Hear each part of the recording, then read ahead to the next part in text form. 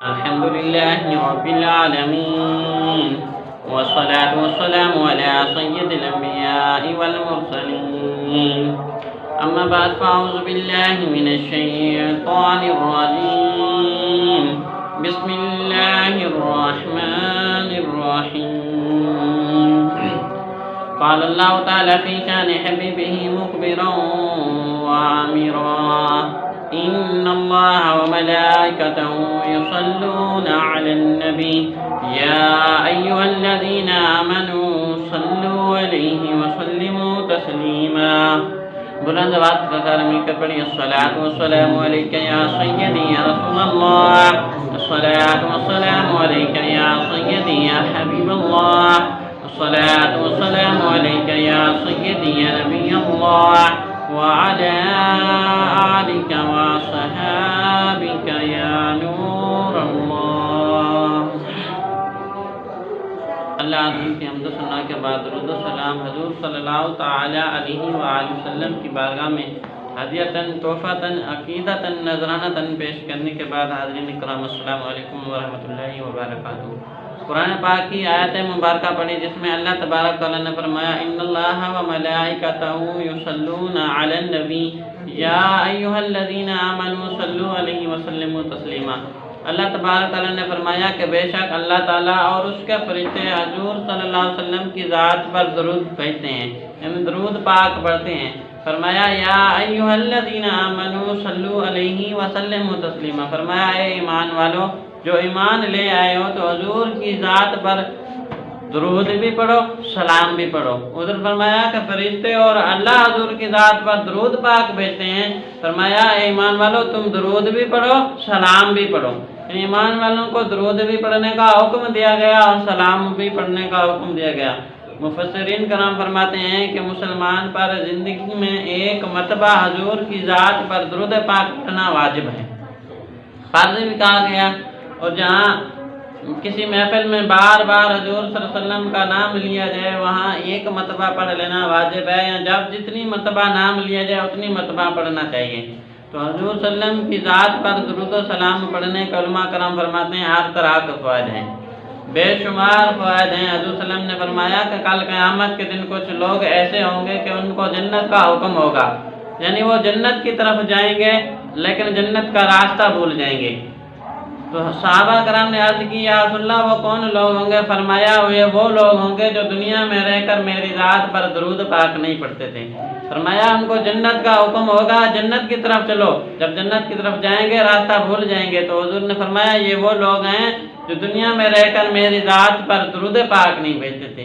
اور حضور نے فرمایا کہ روزانہ دن بھر میں جو صرف 50 مرتبہ میری ذات پر درود پاک پڑھتا ہے، فرمایا 50 مرتبہ جو میری ذات پر درود پاک پڑھتا ہے، تو حضور نے فرمایا کل قیامت کے دن میں اس سے مصافحہ فرماؤں گا، ہاتھ ملاؤں گا، اور جس کے ساتھ حضور صلی اللہ علیہ وسلم کے ہاتھ لگ گئے اس پر تو جہنم کی آگ حرام ہو جائے گی.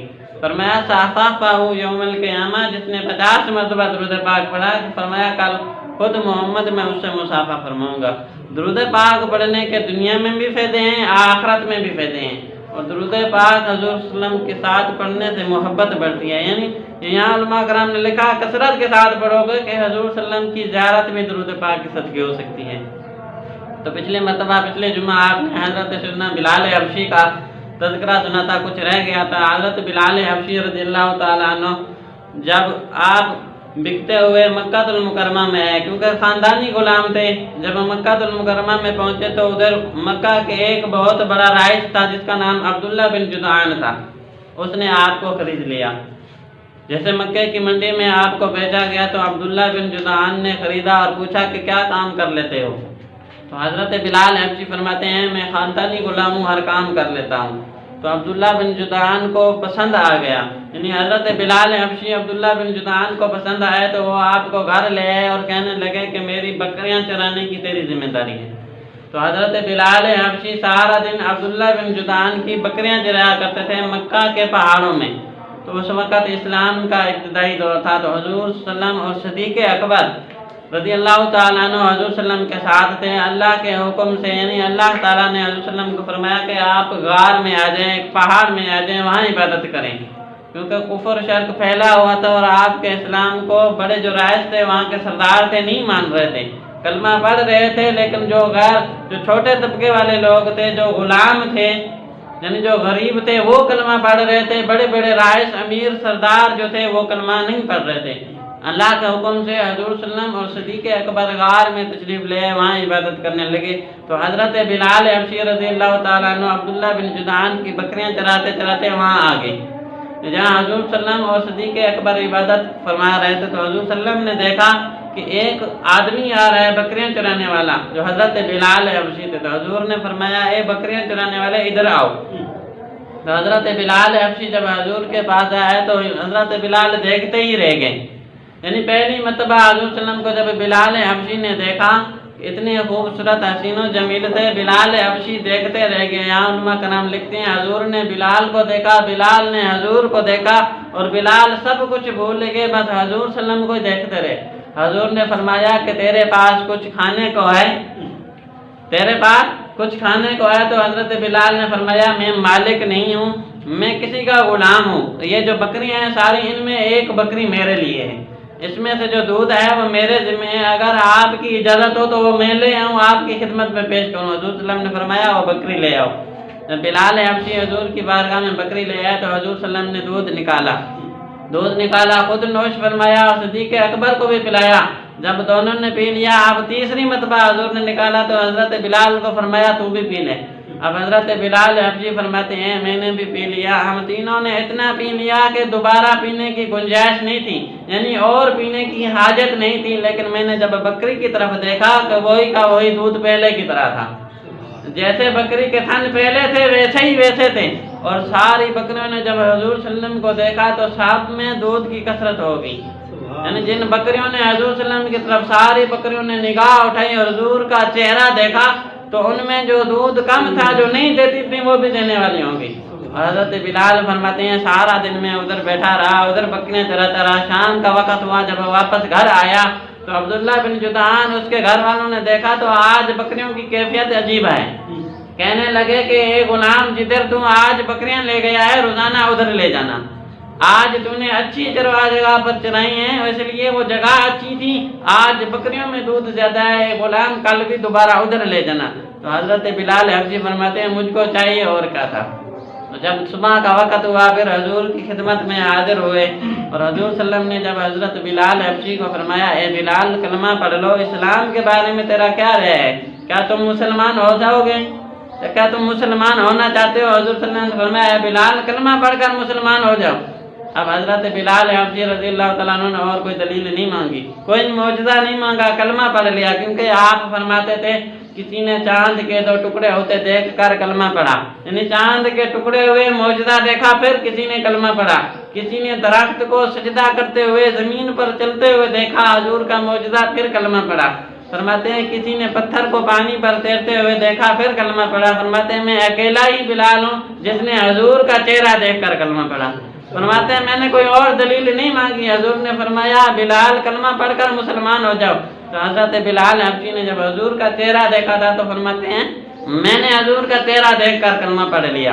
جب کلمہ پڑھ کر روانہ ہونے لگے تو حضور نے فرمایا بلال ٹھہر جاؤ، بلال ٹھہر جاؤ، باہر کفر و شرک پھیلا ہوا ہے، اس لیے تو نے جو اسلام قبول کیا ہے اس کو ابھی محفوظ رکھنا، اس کو سنبھال کر رکھنا، یعنی چھپائے رکھنا، ظاہر نہیں کرنا، چھپائے رکھنا، اس کو ظاہر نہیں کرنا۔ حضرت بلال حبشی رضی اللہ تعالیٰ عنہ جب گھر واپس آئے تو آہستہ آہستہ آتے رہے جاتے رہے تو مکے میں بات پھیل گئی کہ عبداللہ بن جدعان کے کسی غلام نے کلمہ پڑھ لیا ہے۔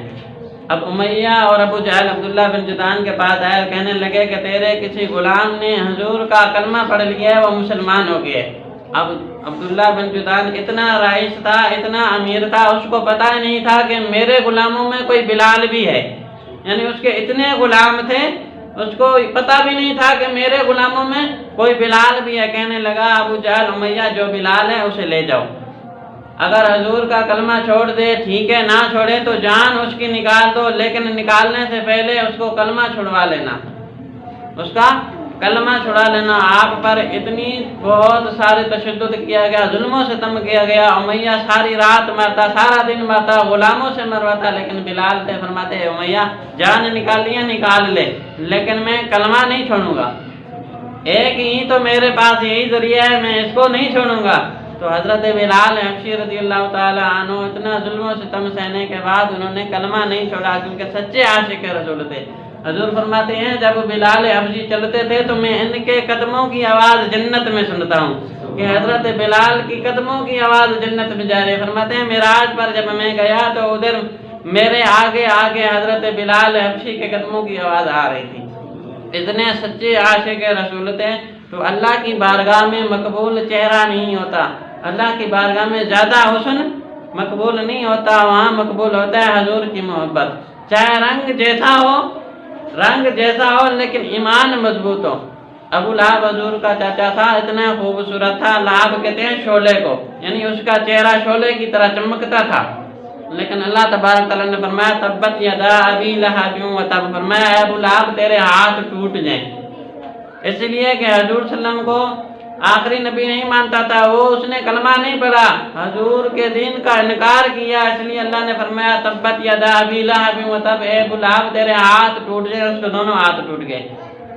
اتنا خوبصورت تھا، گورا تھا، اس کا جو چہرہ تھا شعلے کی طرح تھا، لہب کہتے ہیں شعلے کو، شعلے کی طرح تھا۔ اللہ نے فرمایا تیرے ہاتھ ٹوٹ جائیں، اللہ نے اسے بد دعا دی قرآن میں، اور قیامت تک اسے ہوتی رہے گی۔ لیکن بلال حبشی کا چہرہ خوبصورت نہیں تھا، لیکن سچے عاشق رسول تھے نا، سچے عاشق رسول تھے۔ جب آزاد ہوئے تو ایک روایت میں آتا ہے کہ حضرت بلال حبشی نے کسی کافر کو دیکھا کہ وہ آکڑ کر چل رہا تھا نا، سینہ نکال کر چل رہا تھا، تو حضرت بلال حبشی بھی چلنے لگے ایسے، جیسے وہ آکڑ کر چل رہا تھا تو حضرت بلال حبشی بھی ایسے چلنے لگے، تو حضرت جبرائیل علیہ السلام حضور کی بارگاہ میں وہی لے کر آئے، حضور کی بارگاہ میں وہی لے کر آیا۔ تو حضور صلی اللہ علیہ وسلم نے جب وہ آیت پڑھی تو ادھر اللہ تبارک تعالیٰ نے وہی نازل فرمائی تھی وَعِبَادُ الرَّحْمَنِ الَّذِينَ يَمْشُونَ عَلَى الْأَرْضِ هَوْنًا، اللہ نے فرمایا جو رحمان کے بندے ہیں وہ زمین پر عاجزی سے چلتے ہیں۔ تو حضور کو کسی نے فرمایا کہ یا رسول اللہ حضرت بلال مکے کی گلیوں میں آکڑ کر چل رہے ہیں، حضور نے فرمایا بلال کو میرے پاس بلاؤ۔ جب حضرت بلال حضور کے پاس آئے تو حضور نے فرمایا کہ میں قرآن تجھے سناؤں؟ اب حضور صلی اللہ علیہ وسلم کے سمجھانے کا انداز ہی نرالا تھا۔ فرمایا اے بلال میں تجھے قرآن سکھاؤں، تجھے قرآن سناؤں؟ حضرت بلال نے فرمایا یا رسول اللہ سنائیے۔ تو حضور صلی اللہ علیہ وسلم نے وہی آیت پڑھی جو حضرت جبرائیل علیہ السلام لے کر آئے تھے۔ حضور نے فرمایا وَعِبَادُ الرَّحْمَنِ الَّذِينَ يَمْشُونَ عَلَى الْأَرْضِ هَوْنًا، حضرت بلال عربی زبان جانتے تھے، تو حضور نے فرمایا اے بلال اللہ فرماتا ہے جو رحمان کے بندے ہیں وہ زمین پر عاجزی سے چلتے ہیں، زمین پر عاجزی سے چلتے ہیں۔ وَإِذَا خَاطَبَهُمْ جَاهِلُونَ قَالُوا سَلَامًا، جب وہ جاہلوں سے مخاطب ہوتے ہیں تو سلام کرتے ہیں۔ تو حضرت بلال حبشی دیکھنے لگے یا رسول اللہ آپ مجھے کیوں سمجھا رہے ہیں، یہ کیوں بتا رہے ہیں؟ حضور نے فرمایا بلال میں نے سنا ہے کہ تم مکے کی گلیوں میں آکڑ کر چلتا ہے۔ تو حضرت بلال حبشی فرمانے لگے یا رسول اللہ یہ آکڑ کر چلتا ہوں نا، یہ آپ نے ہمیں آکڑنا سکھایا۔ حضور صلی اللہ علیہ وسلم نے فرمایا میں نے کب سکھایا؟ حضرت بلال فرماتے ہیں آپ نے ہمیں کلمہ پڑھایا، آپ نے ایمان کی دولت دی، اس لیے ہم سچے ہیں نا۔ جب میں مکے کی گلیوں میں جاتا ہوں تو آگے کافر آکڑ کر چلتے ہیں جو غیر مسلم ہیں، جھوٹے ہیں، تو میرے دل سے اندر سے آواز آتی ہے بلال جب یہ جھوٹا ہو کر آکڑ سکتا ہے تو سچا ہو کر کیوں نہیں آکڑ سکتا؟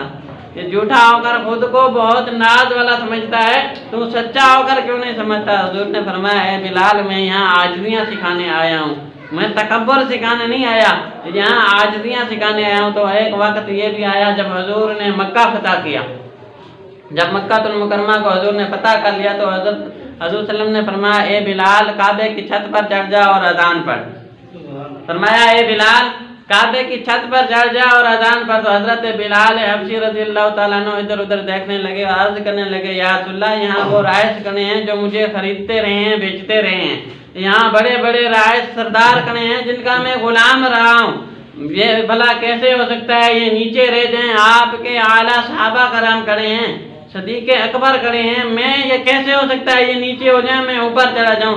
حضور نے فرمایا کہ تو چڑھ جا اوپر، تو اوپر چڑھ جا۔ تو حضرت بلال حبشی رضی اللہ تعالیٰ عنہ جب اوپر چڑھ گئے تو یہاں حضور صلی اللہ علیہ وسلم سکھا رہے تھے کہ आजिज़ी जो थी, बड़े बड़े लोगों को आजिज़ी सिखा रहे थे, और जो कमज़ोर थे उनको बुलंद होना सिखा रहे थे। हुजूर ने जब बिलाल हबशी को काबे की छत पर चढ़ाया, अब सहाबा करम फरमाते हैं हमने देखा कि जब पूरी दुनिया में आज़ान होती है काबे की तरफ चेहरा करके दी जाती है। अब हम सोच रहे थे बिलाल हबशी उसी काबे के ऊपर है, अब ये किधर अपना चेहरा करके अजान देगा।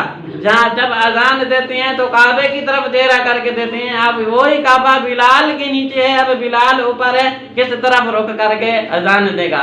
फरमाते हैं हम देख रहे थे, लेकिन हज़रत बिलाल का इश्क देखकर हैरान रह गए कि जिधर हजूर सल्लम चल रहे हैं बिलाल भी उधर चेहरा करके अजान दे रहे हैं। हजूर सल्लम आगे चलते जा रहे हैं, उधर उधर आगे जाते जा रहे हैं, तो हजरत बिलाल हबशी खाना काबा की छत पर खड़े होकर अजान दे रहे हैं। जिधर जिधर हजूर जा रहे हैं उधर अपना चेहरा करके अजान दे रहे हैं। और सहाबा कराम फरमाते हैं हम बिलाल का इश्क देखकर हैरान रह गए। पता चला कि हजूर ने इसे ऊपर क्यों चढ़ाया है।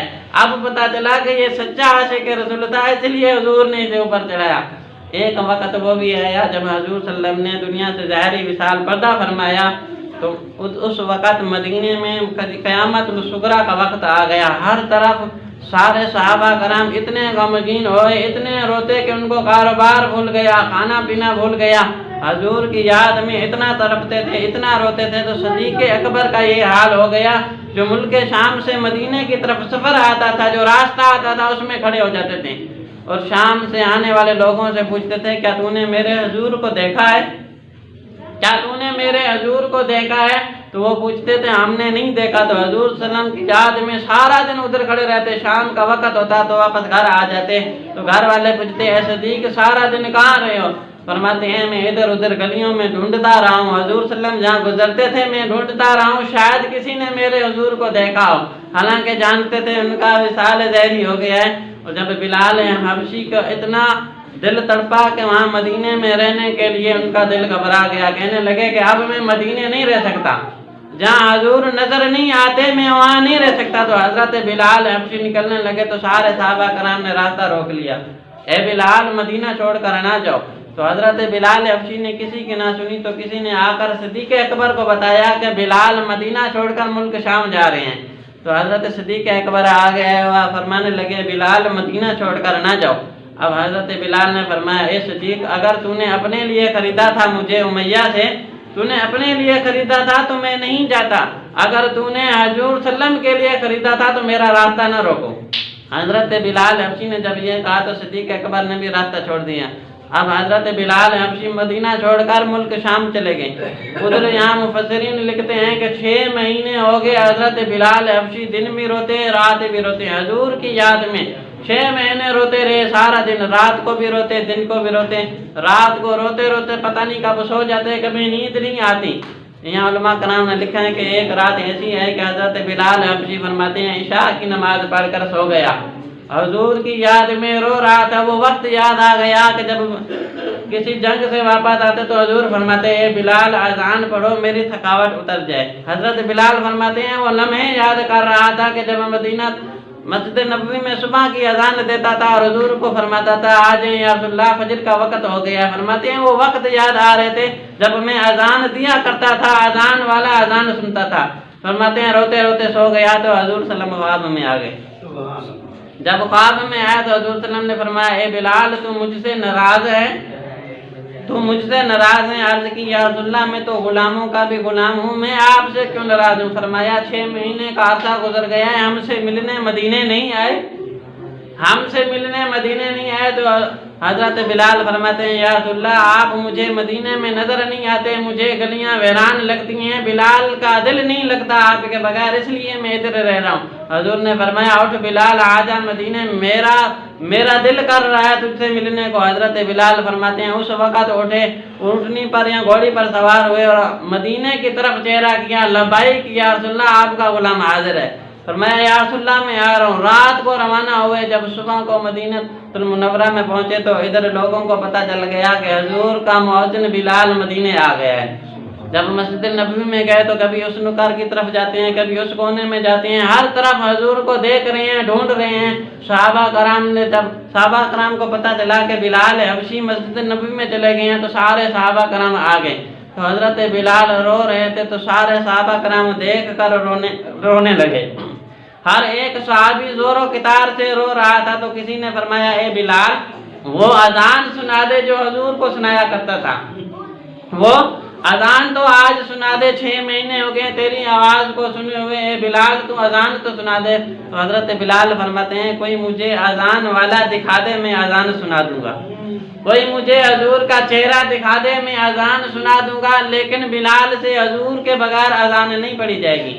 صحابہ کرام نے بار بار کہا تو یہاں حضور صلی اللہ علیہ وسلم کے نواسے امام حسن اور امام حسین آگئے تو ان سے صحابہ کرام نے کہا کہ تم کہو بلال حبشی کو شاید اذان سنا دے، تم کہو کہ ان کو کسی کی بات مان نہیں رہے۔ تو جب امام حسن اور امام حسین نے فرمایا کہ چاچا بلال وہ اذان سنا دے جو ہمارے نانا جان کو سنایا کرتا تھا، تو اب حضرت بلال حبشی سے انکار نہ ہوا، ان کو پیٹھ نہیں دے سکتے تو کھڑے ہو گئے۔ فرماتے ہیں ممبر کے قریب کھڑے ہو گئے، جب حضرت بلال حبشی نے پہلی صدا لگائی فرمایا اللہ اکبر اللہ اکبر، جب ان کی آواز مدینے میں گونجی یہاں لوگوں کو کام بھول گیا۔ روایتوں میں آتا ہے کہ عورتیں بچے ہاتھ میں لے کر بیٹھی تھی، بچوں کو پھینک دیا اور بھاگ پڑی کہ بلال آ گیا ہے۔ جب بلال کی آواز مدینے میں گونجی تو مدینے والے باہر آ گئے۔ یہاں لکھا ہوا ہے کہ پردہ دار کنواریاں بچیاں بھی پردے میں آ گئیں اور چھوٹے چھوٹے بچے رو کر ماؤں سے پوچھتے ہیں امی جان بلال آ گیا ہے، حضور نے کب آنا ہے؟ جب بلال کی آواز اتنی گونجی پورے مدینے میں جس نے سنی زاروں کتار سے رو رہے تھے اور حضور کی یاد میں رو رہے تھے۔ وہ وقت یاد آ گیا کہ جب بلال اذان دیا کرتے تھے حضور منبر پر بیٹھا کرتے تھے۔ اب جب حضرت بلال حبشی اذان پڑھتے پڑھتے جب اشہد ان محمد رسول اللہ تک پہنچے تو آنکھ کھولی ممبر کی طرف دیکھا تو ممبر خالی نظر آیا۔ حضور صلی اللہ علیہ وسلم نظر نہ آئے تو چیخ مار کر بے ہوش ہو گئے، اذان بھی پوری نہ پڑھی گئی تو بے ہوش ہو گئے۔ حضور کی یاد میں آگے اذان بھی نہ پڑھ سکے، بے ہوش ہو کر گر پڑے۔ وہاں تشریف لے آئے نیچے تو صحابہ کرام نے جب اس کو ہوش دلایا تو حضرت بلال حبشی 3 دن وہاں مدینے میں رہے، پھر واپس ملک شام چلے گئے۔ حضور کی یاد میں ان کو اتنا یاد ستاتی تھی کہ حضرت بلال حبشی کو مدینے میں دل نہیں لگتا تھا رہنا وہاں، اس لیے ملک شام چلے گئے اور وہیں آپ کا وصال ہوا۔ آج بھی مزار آپ کی ملک شام میں۔ حضرت بلال حبشی نے مدینہ چھوڑا حضور کی طرف میں، جب وہ وہاں رہتے تھے تو حضور کی یاد ستاتی تھی اس لیے ان کا دل نہیں لگتا تھا، اور وہ سچے عاشق رسول تھے جن کے پاس حضور صلی اللہ علیہ وسلم خواب میں گئے، فرمایا اے بلال میرا تجھ سے ملنے کو دل کرتا ہے، مدینے آ جا۔ اللہ عز و جل ہمیں بھی سچی غلامی نصیب فرمائے۔ ٹائم ختم ہو گیا۔ اللہ عز و جل کی بارگاہ میں دعا ہے کہ جو کچھ پڑھا اور سنا اس پر عمل کرنے کی توفیق عطا فرمائے۔ ہمیں حضور صلی اللہ علیہ وسلم سے سچی پکی محبت نصیب فرمائے، ہمیں بھی صحابہ کرام سے سچی پکی محبت نصیب فرمائے۔ بیان میں جو غلطیاں ہوئیں اپنے فضل و کرم سے معاف فرمائے۔ وما علینا الا البلاغ المبین۔